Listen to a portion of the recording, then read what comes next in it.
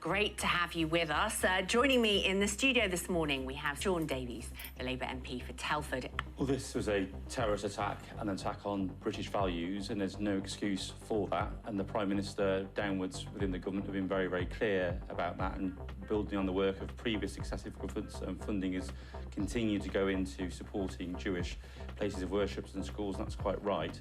I think that the government's given the police the operational independence to police those protests, and where things have gone too far, the police, of course, and the criminal justice system have got the ability to take action, and we'd expect them to take action.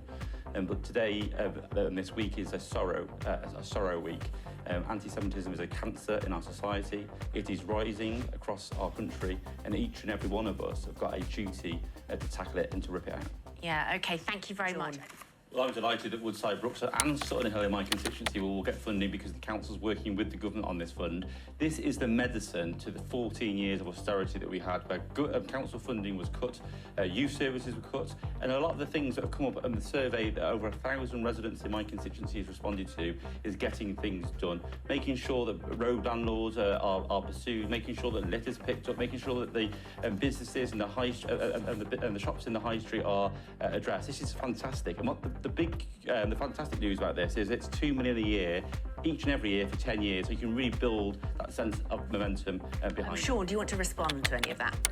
Well, sorry seems to be the hardest word, and I think that actually what Kemi should be doing as the leader of the opposition to get some airtime and some ability to be listened to is to apologise for the things that we saw over the last 14 years. 70% of cuts to local authorities, for example, partying in Downing Street when the rest of the country were respecting COVID lockdown rules, sending mortgage rates through the roof, cutting police officer numbers and so much more.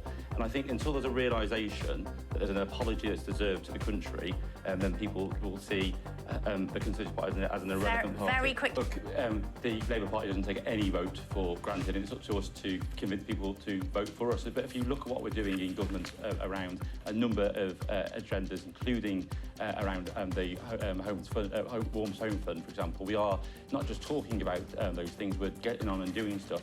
And there will be a direct choice for the next election about government against a Labour Party that wants to invest and believes that we need to tackle climate change, and a Conservative Party that doesn't. I think there's a fundamental challenge for the Green Party. I believe it's the Green Party's policy, if it's not certainly is the leader's policy, to come out of NATO. And in a world that is increasingly dangerous, that simply is not serious.